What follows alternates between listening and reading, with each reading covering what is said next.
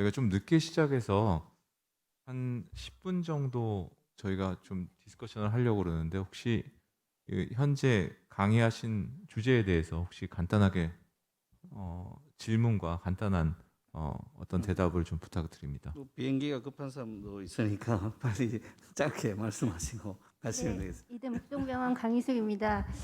여러 너무 좋은 강의 감사드립니다. 먼저 두 분 교수님께 간단한 질문을 드리고 싶은데요.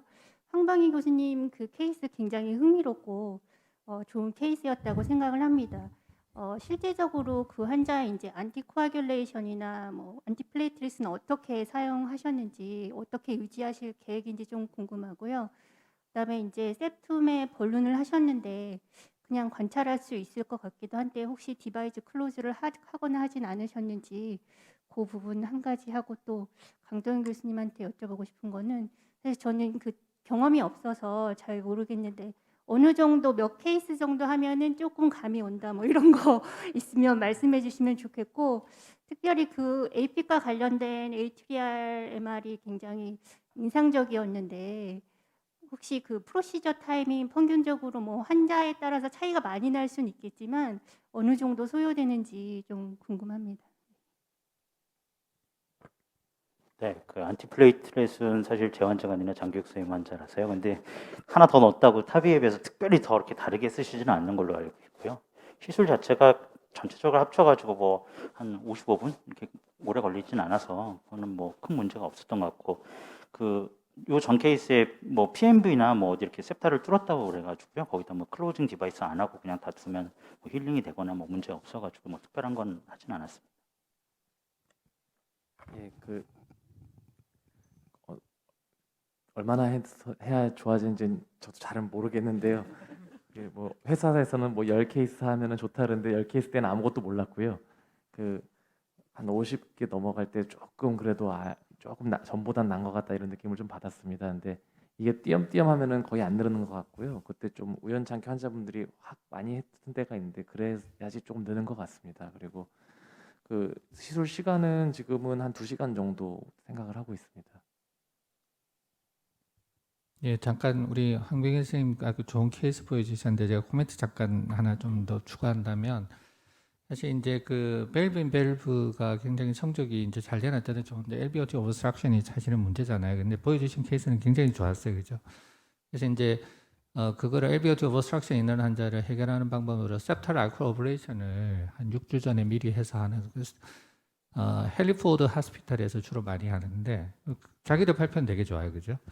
그다음에 이제 안티리어 마이트럴 리플렛을 이렇게 찢어버리는 람프 프로시저라고 있는데, 예, 그런 것도 사실은 우리 그냥 PDC 와이어로 그 우리 보비에 연결해서 하면 할 수 있는 그런 방법이라서 그런 것도 한번 안 되는 케이스에서 한번 생각해 볼 수 있을 것 같습니다. 네, 저 성균관의대 김은경입니다. 강의 너무 잘 들었습니다.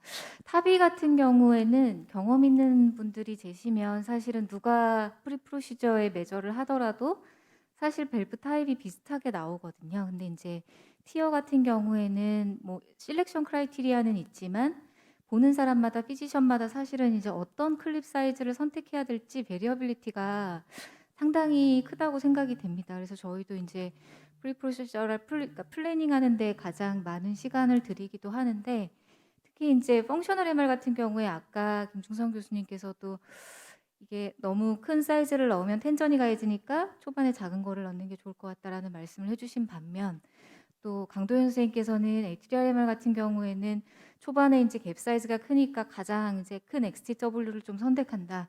이런 피지션마다의 그런 의견 차이가 되게 큰 것 같거든요. 그래서 그런 부분에 있어서 이제 사이즈 선택할 때 가장 고려하시는 부분이 뭔지 좀 팁을 주시면 좋을 것 같습니다. 저한테 질문. 일단은 저희도 사실 경험을 하면서 지금 좀 경험이 쌓여가면서 좀 생각들이 많이 바뀌는 것 같습니다. 그래서 처음에 XT가 나왔을 때 XT로 잡으면은 잘 잡히니까 무조건 좋을 줄 알았는데 여러 가지 하면서 보니까 좀 이런 컴플리케이션들이 좀 발생을 하더라고요. 그리고 실제로 클립을 잡았을 때 큰 걸로 잡으면은 전체를 다 잡으면은 텐션이 세지고요. 일부를 잡으면 그 클립 가운데로 또 리거지턴트 플로우가 생기는 경우가 있습니다. 그래서 아까 말씀드린 것처럼 6mm, 9mm 정도 충분하게 이제 리플렛을 잡아야 되는 게 굉장히 중요하기 때문에 가능하다 그러면 펑셔널인 경우는 이제 NT 시스템을 조금 더 선호하게 저도 개인적으로 좀 선호하는 상황이고요. 하지만 이제 우리나라에서 사실은 이제 케이스들이 사실은 좀 컴플렉스 케이스가 굉장히 많습니다. 지금 해외에서 하는 케이스보다. 그래서 그런 면에서는 아마 지금 기본적으로 레스팅 갭이 굉장히 크기 때문에 그런 면에서 아마 그런 갭 사이즈나 이런 걸 보고 XT를 저희가 이제 쓸 수밖에 없는 상황으로 가는 것 같고요.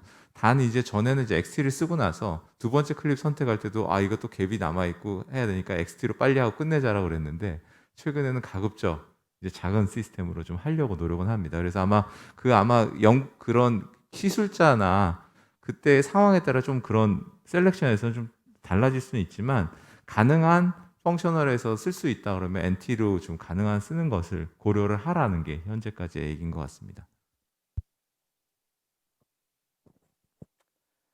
네, 간을 잘 들었습니다. 서소모병원 순환주심 진진입니다. 저는 저우백 교수님한테 질문했는데요. 이제 저희 티어 환자 선택이 되게 힘든 때가 많은데요. 이제 MR이 아주 심한 경우에는 펄몬 하이퍼텐션 전반적인 경우가 많잖아요. 근데 펄몬 하이퍼텐션이 있는 경우는 더 예후가 안 좋은지, 그러면 뭐 시술 전에 뭐 의심들어서 무조건 해서 환자를 컨펌을 하고 어떤 환자 선택에 영향을 주는지 궁금합니다.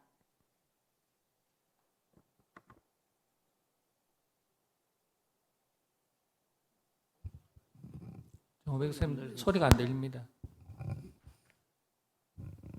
아니 소리를 정호백 선생님 소리가 안 들. 지금 들립니다. 네, 그 풀모너리 아트리얼 프레셔 70mm 머큐리 이상이면 하지 않는 걸로 이렇게 얘기를 하고 있고요. 그리고 또 한 가지 그 이유는 이제 제가 생각할 때는 이제 클립을 잡게 되면 어쨌든 스테노시스를 유발을 하게 되는 거여서 그런 부분이 이제 영향을 좀 미치는 것 같고요. 저희가 초기에 아주 초기에 이제 그 부분에 대한 고려 없이 이제 클립을 했다가 아주 고생을 했던 환자분이 한 번 기억이 나는데 그런 부분 때문에 풀모너리 하이퍼텐션이 아주 심한 환자는 그 클립하는 거는 이렇게 레코멘드를 하지 않는 것 같습니다. 지금은 저희가 이제 시술 전에 라이트 타켓을 다 해서 이제 평가를 하고 시술을 하지만 처음에 할 때는 그런 부분을 이제 경험이 없다 보니까 미처 생각을 못해서 그런 경험이 이제 환자가 좀 오히려 안 좋았던 경험이 있었는데요. 그래서 지금 클리프의 뭐 마이트랄 민피지가 뭐 5가 넘지 않으면 괜찮다라고 하는데 또 뭐 환자마다 조금씩 차이가 있는 것 같아요. 이상입니다. 정우백 선생님 나오신 김에 하나 더 질문 드리겠습니다. TER 하고 나서 글로벌하게도 보면 뭐 30데이 모탈리티가 한 5% 정도 되고 1년 정도 됐을 때 모탈리티가 25% 가까이 발표가 되고 있는데요. 이게 코스트 저희가 내야 되는 거에 비해서 이 코스트 이펙티브니스가 좀 많이 떨어지는 시술 같습니다. 그래서 환자를 이제 선별해서 설득할 때도 이게 참 어려움이 많으실 것 같고 이제 잘 시술은 됐는데도 환자가 결국에 나중에 안 좋아지는 게 많은데 선생님 보여주신 데이터가 되게 재미있었고 그 시술 전에 그럼 스트레스 에코를 해서 스트로크 볼륨이 좋아지는 환자들만 좀 선별해서 시술해야 된다고 생각하시는지 개인적으로 궁금하고 이 스펙트나 아니면 스트레스 MR 같은 걸로 좀 더 이제 정확한 지표를 얻을 수는 없을지 의견이 궁금합니다. 이게 사실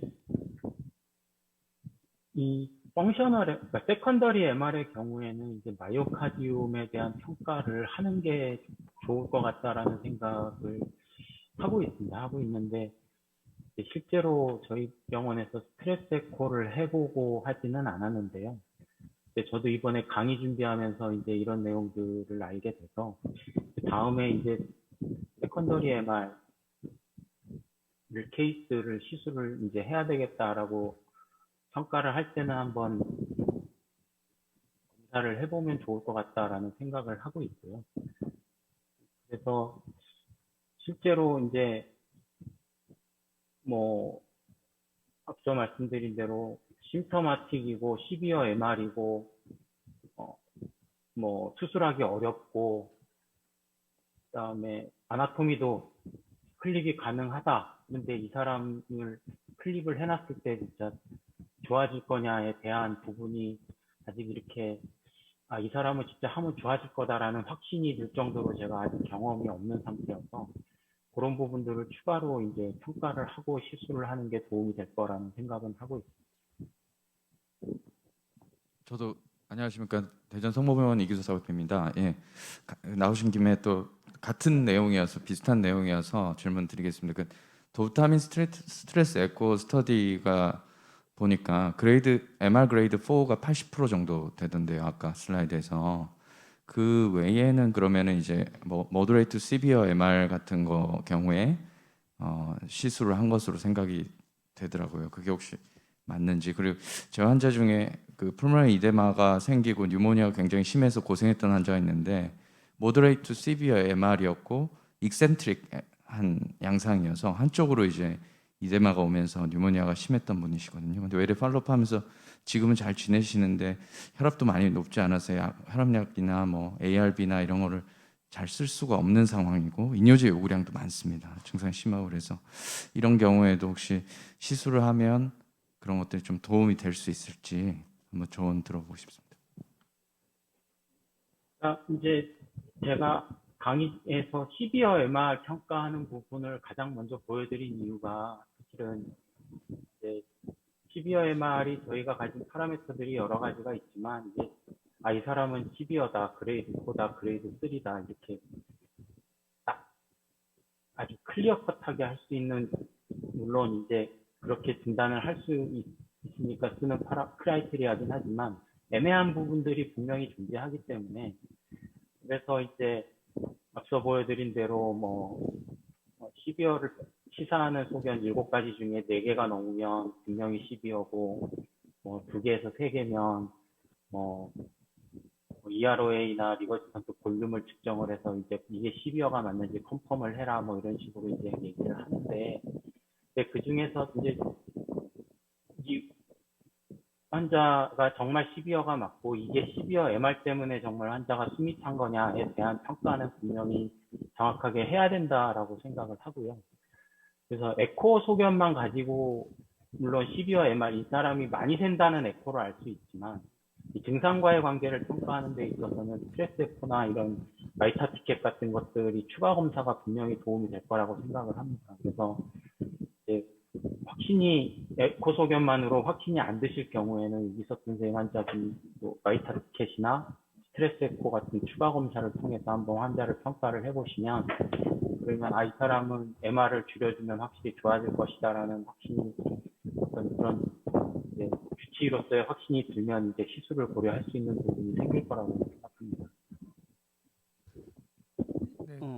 의정성보병 임성민입니다. 너무 좋은 강의 잘 들었고 많이 공부가 됐습니다. 김중성 교수님께 여쭤보고 싶은 게 있는데 너무 심플한 건데요. 사실 몸에 넣어놓은 클립이 어떻게 되는지 사실 제가 너무 개념이 없어서 뭐 엔도셀레이션이 되는 건지 그리고 이제 아무래도 뭐 지금 인오퍼러블한 환자들에 대한 롱텀 서바이벌이 좋지는 않지만 그 클립에 대한 뭐 듀러블리티에 대한 이슈는 없는지 뭐 혹은 어쨌든 포린 바디인데 APB 아닐 때 뭐 안티코아굴레이션 뭐 임팩티브 엔도카다이티스 프로필락시스 이런 건 어떻게 되는지 좀 아주 기본적인 게 좀 궁금합니다.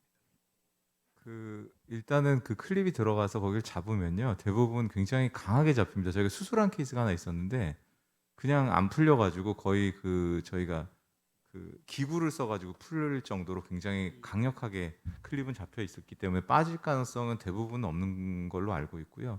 대부분 엔도스텔리제이션이 되는 걸로 알고 있고 엔티코아굴레이션이 필요 없는 환자는 엔티플레이트릿을 쓰는 걸로 되어 있습니다. 근데 그거에 대한 정확한 데이터는 없지만 뎁트를 한 2, 3개월 쓰고 나머지는 뭐 에스피린 정도로 유지하는 그것도 한 6개월 정도 유럽에서는 6개월 정도만 뭐 쓰는 걸로 현재는 알려져 있습니다. 그리고 임팩티브 엔도카다이티스는 뭐 가능성은 있을 것 같습니다. 그런 부분에 프라플렉스 가능성이 있는데 대부분 환자들이 이제 굉장히 고령이고 뭐 다른 치료의 옵션이 별로 없는 환자이기 때문에 그런 부분에 대해서는 저희가 같이 고려를 해봐야 될 것 같습니다.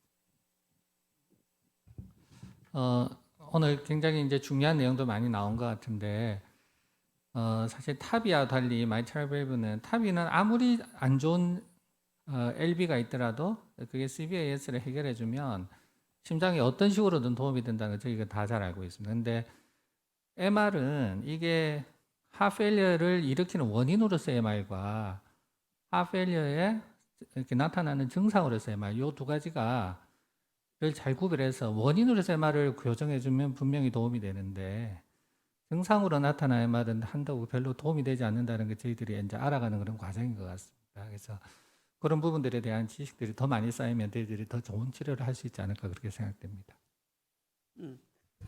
예, 아주 좋은 코멘트 감사드립니다. 그 마이트럴 밸브 아직 아ortic 밸브에 비해서 아직 갈 길이 먼 것 같고 그렇지만 어려운 환경에서도 이렇게 많이 국내 여러 선생님께서 열심히 해주셔서 존경의 말씀과 찬사를 드립니다. 임중도운이라는 말이 있습니다. 임무는 막중하고 하지만 아직 갈 길은 먼 것 같습니다. 더욱더 열심히 해서 내년에 더 좋은 결과를 보여주시기 바랍니다. 이번 세션 시간이 늦었지만 이것으로 마치겠습니다. 감사합니다.